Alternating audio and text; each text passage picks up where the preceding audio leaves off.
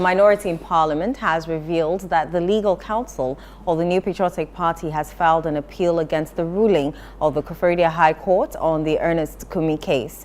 This comes after the court on Wednesday, February 20, convicted the Member of Parliament for Akwatia, Ernest Kumi, of contempt and issued a bench warrant for his arrest. Channel One News' Me Ayikwe Okan has more in the following report.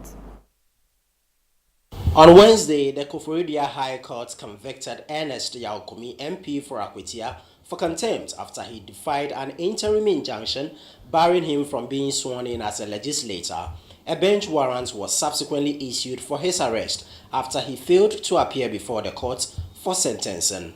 Now, addressing journalists on Thursday, the NPP caucus in Parliament revealed that a notice of appeal and a stay of execution have been filed against the order of the court. At this stage, let me state further that legal steps have been taken and a notice of appeal has been filed against the ruling of the High Court at the Court of Appeal. An application for stay of execution pending appeal has also been filed at the High Court, number 3, Akwatia. Moreover, all the parties to the certiorari and prohibition application, including the judge, His Lordship Justice Emmanuel Senyo Amedehe, who is the respondent to this application before the Supreme Court, have been duly served. Further legal steps would be taken and the minority caucus in Parliament will address the Ghanaian public on the way forward. Ladies and gentlemen of the press, Ghana's democracy thrives on fairness, the rule of law, and the principles of justice. The actions taken against Honorable Ernest Kumi threaten not only his rights, but also the very foundation of our democratic processes and principles. The judicial system must not be weaponized to serve partisan interest or undermine the will of the people of Akwatia. The MP for Akwatia, Ernest Kumi, contributing to a statement on the floor of Parliament, called for a collaborative effort in advancing social justice. In order not to sound prejudicial, I refuse to comment on the matter. Mr. Speaker, I want all of us to take note that this discussion that we are having here should not be one that we are just having it today and let it slide.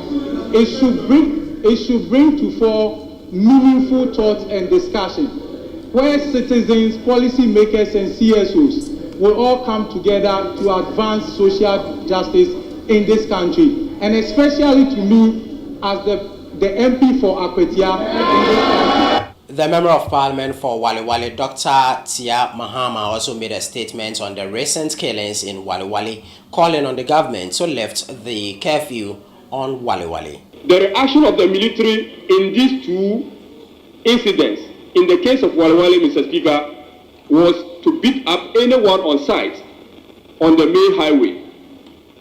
Innocent residents of Kukwa, Logri, Wale Wale, Gimsi, and Wulgu, all communities along the highway were mercilessly beaten, resulting in the loss of one life. 2 journalists were also assaulted. Mr. Speaker, the actions of the military are distasteful as the attack of travelers by the criminals.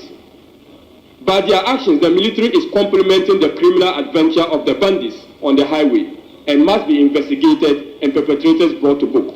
Officials from the International Finance Corporation also paid a courtesy call on the majority leader Mahama Yariga on plans to invest over $600 million into the private sector to create job opportunities for economic growth. We are here to support the private sector, invest in the private sector, mobilize private sector, both international and local, and to help create more and better jobs.